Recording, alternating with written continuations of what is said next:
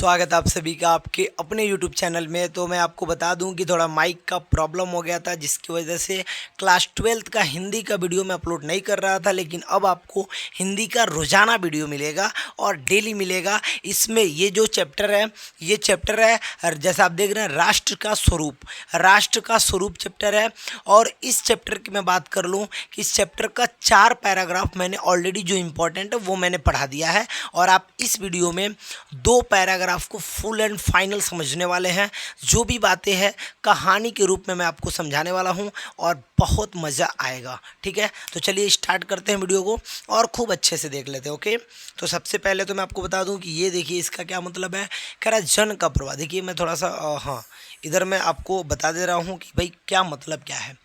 जन का प्रवाह अनंत होता है सशस्त्रों वर्षों में भूमि के साथ। देखिए ये जो राष्ट्र का स्वरूप है, इस चैप्टर में यही बताया गया है कि जो राष्ट्र है, जैसे भारत राष्ट्र हो गया और भी बहुत सारे देश हो गए, जो राष्ट्र कैसे बनता है। तो आपको पता है राष्ट्र जन जन के मिलने से बनता है। ये जो पृथ्वी है ये सबको समान रूप से जो है समान रूप से व्यवहार करती है, मतलब सब कुछ सेम है। जन जन के मिलने से राष्ट्र का निर्माण होता है। अगर जो जन जन आपस में लड़ाई करने लगे, झगड़ा करने लगे, तो इस राष्ट्र का अच्छे से निर्माण नहीं हो सकता है। इसी बारे में इस पूरे चैप्टर में कहा गया है। ठीक है, अब देखिए उसी बात को थोड़ा सा हम आगे बढ़ा दे रहे हैं कि जन का प्रवाह अनंत होता है। ठीक है, सशस्त्रों वर्षों में भूमि के साथ राष्ट्रीय जन ने तारतम्य प्राप्त किया। मतलब जैसे जैसे निरंतर जनों की भी बढ़ोतरी हुई है, उतार हुआ है, चढ़ाव हुआ है, ऐसा कंडीशन हुआ है। लेकिन जब तक सूर्य की रश्मियाँ नित्य प्रातःकाल भुवन को अमृत से भर देती हैं, यानी कह रहा है कि जब तक सूर्य रोशनी यहाँ भरती रहेगी तब तक लोगों का प्रवाह होता रहेगा, उतार चढ़ाव होता रहेगा, आते रहेंगे जाते रहेंगे। ठीक है, अभी पूरा फुल टू फुल बताएंगे। तब तक राष्ट्रीय जन का जीवन भी अमर है। देख रहे हैं, इतिहास के अनेक उतार चढ़ाव पार करने के बाद, इतिहास में देखा जाए तो बहुत बार लोग जो है नीचे गिरे, ऊपर उठे, ये बहुत सारा उतार चढ़ाव पार किए। उसके बाद जो है राष्ट्र निवासी जन नई उठती लहरों से आगे बढ़ने, यानी कि एकदम आगे बढ़ के और अजर और अमर हो गई। इनका संततवाही जीवन नदी के प्रवाह की तरह है। जैसे नदियाँ उफान मारती हैं, अप डाउन, ऐसे ही जीवन का प्रवाह भी एक राष्ट्र का स्वरूप जो है, एक राष्ट्र जो बना हुआ है वह ऐसे ही अप डाउन हो करके बना हुआ है। इसमें जो लोग रह रहे हैं ये बहुत सारी कठिनाइयों का सामना करके और तब जाके इतने राष्ट्र का निर्माण हुआ है। यही बात इसमें कहा गया। इस बात को और भी मैं आगे बढ़ा दे रहा हूँ।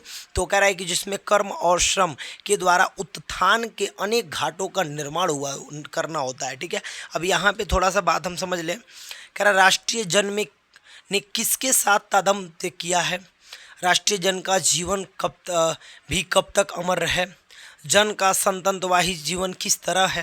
ठीक है, रेखांकित अंशों की व्याख्या कीजिए, सूर्य की और रश्मियों का प्रभाव किस प्रकार पड़ता है। इन पांचों का आंसर देना है। सबसे पहले मैं पहले का आंसर देता हूँ। राष्ट्रीय जन ने किसके साथ तादम्य यानी कि समय किसके साथ बिताया है, क्या क्या सुनिएगा। तो पहले का आंसर में इतना देना पहले का आंसर, जब तक राष्ट्र रहेगा राष्ट्र की प्रगति तब तक रहेगी, तभी तक राष्ट्रीय जन का जीवन भी रहेगा। पहला था ना हमारा। राष्ट्रीय जन ने भूमि के साथ तादात्म्य किया। किसके साथ किया? भूमि के साथ। पूछ रहा है ऊपर कि किसके साथ किया तादात्म्य, तो भूमि के साथ। दूसरा पूछा है कि जीवन कब तक रहेगा, तो जब तक राष्ट्र रहेगा, जब तक कि राष्ट्र रहेगा तब तक राष्ट्र की प्रगति होती रहेगी, राष्ट्र निरंतर आगे बढ़ता रहेगा। अब आप सोच के देखिए, एक टाइम था जब हम लोग भी बहुत पीछे थे, भारत भी बहुत पीछे था, लेकिन आज के टाइम में निरंतर वृद्धि कर रहा है। अब बहुत पहले से जाके देखिएगा तो जब से राष्ट्र हुआ है तब से लेकर आज तक बहुत वृद्धि हुई है, तो तभी तक राष्ट्र का जीवन भी रहेगा। तीसरा प्रश्न है, जन का संततवाही जीवन किस तरह है। तो जन का संततवाही जीवन नदी के प्रवाह की तरह है। जैसे नदी अप डाउन करते जाते वैसे उसका जीवन नदी के प्रवाह की तरह है। उसके बाद है रेखांकित अंश की व्याख्या कीजिए। रेखांकित अंश की व्याख्या, प्रत्येक राष्ट्र का इतिहास निरंतर बदलता रहता है। मैं बोला हूँ पहले ही कि जो भी राष्ट्र आप देखेंगे, सभी राष्ट्रों का विकास जो है वो निरंतर बदलता रहता है, निरंतर अप डाउन की स्थिति में रहता है। ठीक है, निरंतर बदलता रहता है तथा उसमें उतार चढ़ाव आते रहते हैं, किंतु राष्ट्र के निवासियों की श्रृंखला निरंतर चलती रहती है, लेकिन जो राष्ट्र के निवासी हैं उनकी श्रृंखला निरंतर आगे बढ़ती रहती है, चलती रहती है। मनुष्य पीढ़ी दर पीढ़ी अपने राष्ट्र के जो भी मनुष्य हैं वो पीढ़ी दर पीढ़ी अपने राष्ट्र के, देखिएगा, अपने राष्ट्र के साथ जुड़ा रहता है। इसी कारण से हजारों वर्ष से मनुष्य ने अपनी भूमि के साथ तादात्म्य स्थापित किया हुआ है। जब तक राष्ट्र रहेगा और राष्ट्र की प्रगति होती रहेगी तब तक राष्ट्रीय जन का जीवन भी रहेगा।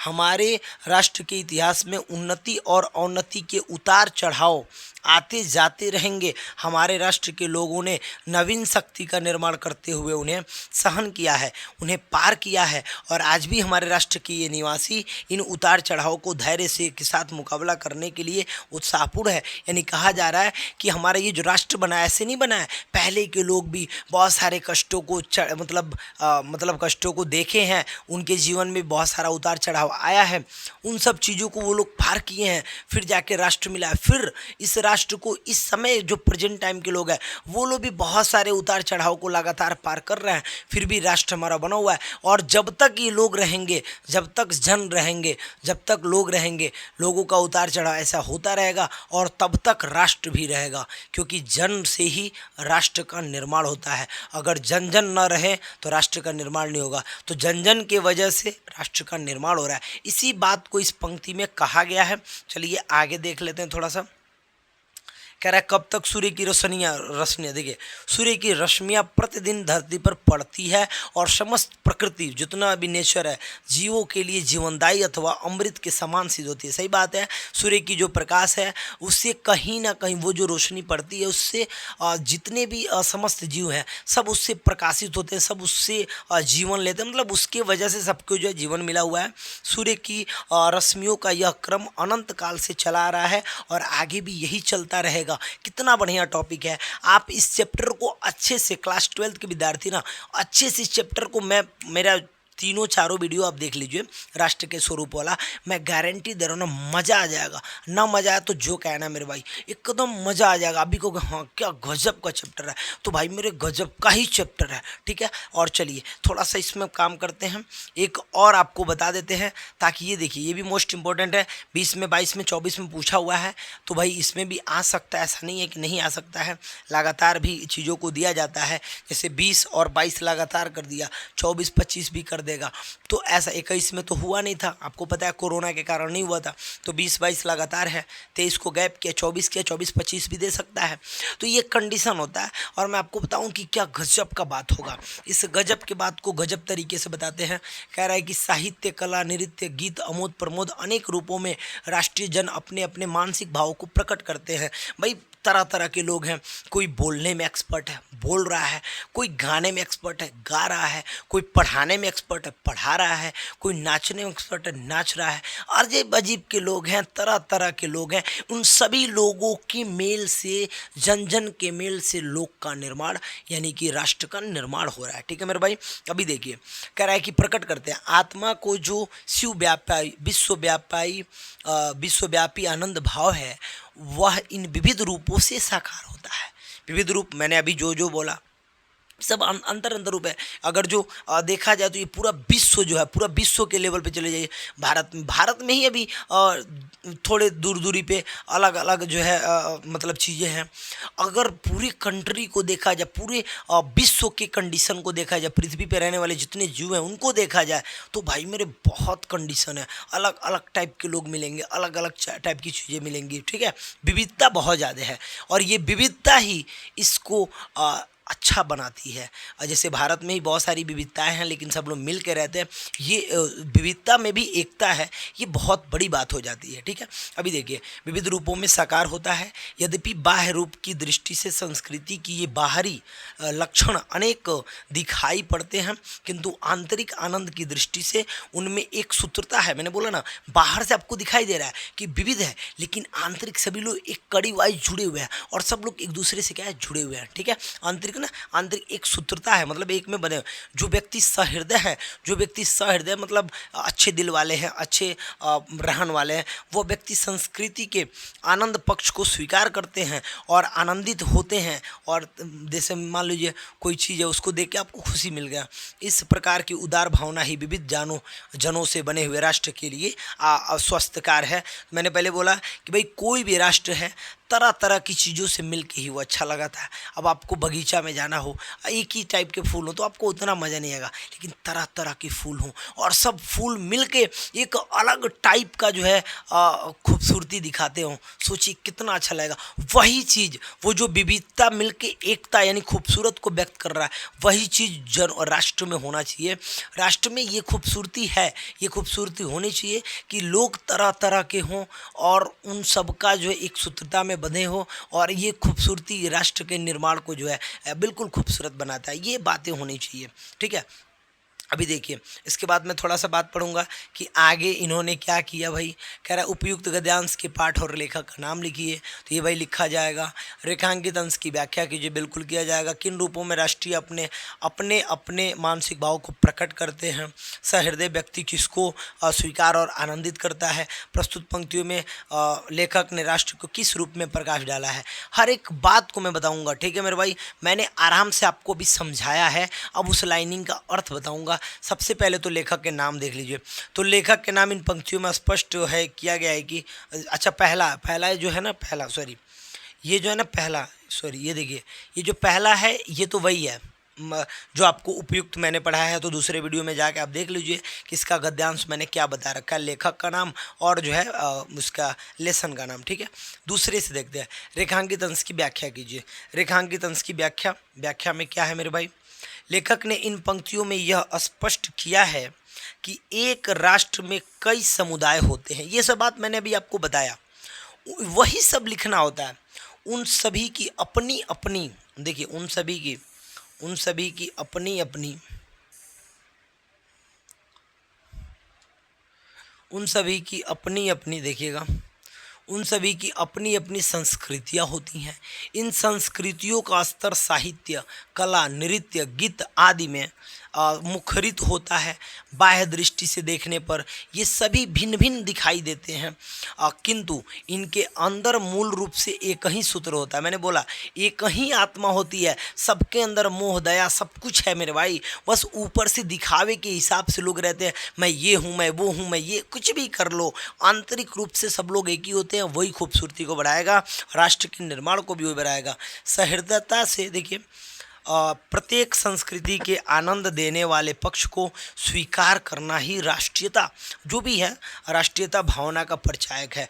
अगर आप बहुत अच्छे दिल वाले हैं और नेचर से कुछ चीज़ों से आपको खुशी मिलती है तो उसको स्वीकार कीजिए ना। अब आप गुस्सा क्या, पता चला कि मोर नाच रहा और आपने क्या कर दिया, मार दिया, ये गलत है भाई। वो नाच रहा खूबसूरती बढ़ा रहा है राष्ट्र के निर्माण के लिए, ठीक है। ऐसी कोई व्यक्ति है, कोई नाच रहा अच्छा, तो आप ताली बजा दीजिए, बहुत अच्छा बहुत अच्छा। कोई गाना गा रहा है, बहुत अच्छा बहुत अच्छा, कर सकते हैं ये, आप उसको एक्सेप्ट कीजिए और उसको ये खूबसूरती की तारीफ़ कीजिए। ये चीज़ें करेंगे लोक निर्माण होगा। सब लोग एक दूसरे की करेंगे। अब पता चला यहाँ पे तो ऐसा होता नहीं है, सब लोग एक दूसरे की शिकायतें में लगे हुए हैं, है कि नहीं बताइए। अब कह रहा है कि इस प्रकार वे सभी संस्कृतियाँ एक सूत्र में बन जाती हैं। अगर जो आपने उनका मतलब वो किया, मतलब रिस्पेक्ट किया, दूसरों ने उनका ऐसे सभी लोग एक दूसरे का रिस्पेक्ट करने लगे तो राष्ट्र का जन का निर्माण और अच्छे से होगा, राष्ट्र हित के लिए भी काम होगा और सब लोग एक दूसरे से बन जाएंगे एक कड़ी में, है ना। तो ये टीम बन जाती है और वे ही संपूर्ण राष्ट्र की सम्मिलित संस्कृति को मुखरित करती हैं। किसी राष्ट्र के सबल अस्तित्व के लिए इस प्रकार की एक सूत्रता आवश्यक है। अब भाई कोई भी राष्ट्र है, अगर जो उसका निर्माण, अगर जो वो बहुत आगे बढ़ना चाहता है कोई राष्ट्र जो है, उसके लिए ये चीज़ें बहुत ज़रूरी है जो कि मैं आपको बता रहा हूँ। मोस्ट इम्पॉर्टेंट है, ठीक है। अभी देखिए, चलिए ठीक है, आगे बढ़ते हैं थोड़ा सा। अब कह रहा तीसरा क्वेश्चन कहा था, तो तीसरे का आंसर है साहित्य, कला, नृत्य, आमोद प्रमोद अनेक रूप से राष्ट्रीय अपने अपने मासिक भाव को प्रकट करते। मैंने शुरू में बोला था, कोई नाचता है, कोई गाना गाता है, तरह तरह की चीज़ें हैं, उससे आप अपना व्यक्त कर सकते हैं। अब कह रहा है सहृदय कविता व्यक्ति प्रत्येक संस्कृति के आनंद पक्ष को स्वीकार करते हुए उससे आनंदित होता है। ठीक है, अब भाई क्लियर बात है, उसको आनंद पक्ष को। प्रस्तुत पंक्तियों में लेखक ने विविध संस्कृति वाले राष्ट्र को एक सूत्रता में एकीकृत स्वरूप पर प्रकाश डाला है। यानी जो विविध प्रकार के लोग हैं वो सभी लोग एक सूत्रता में बन जाए तो देश को जो है वृद्धि होगी, राष्ट्र का निर्माण होगा। और ये पूरा का पूरा चैप्टर राष्ट्र के स्वरूप पे है। इसके पहले मैंने 2 वीडियो ऑलरेडी बनाया, दो मैंने पैराग्राफ को लिया था। ये 2 पैराग्राफ हो गया, राष्ट्र का स्वरूप चैप्टर ख़त्म हो गया। अब इसके जो लेखक होंगे उनके बारे में भी मैं इसके जस्ट अगले वीडियो में पहले उनके बारे में चर्चा करूंगा। उसके बाद हम बढ़ जाएंगे रॉबर्ट नर्सिंग होम पे, और ऐसे करके एक एक लेसन, एक एक चीज़ों को मैं बताने वाला हूं। तो प्लीज़ आप वीडियो को रोज़ देखिए, मज़ा आ जाएगा। ठीक है मेरे भाई, ओके बाय।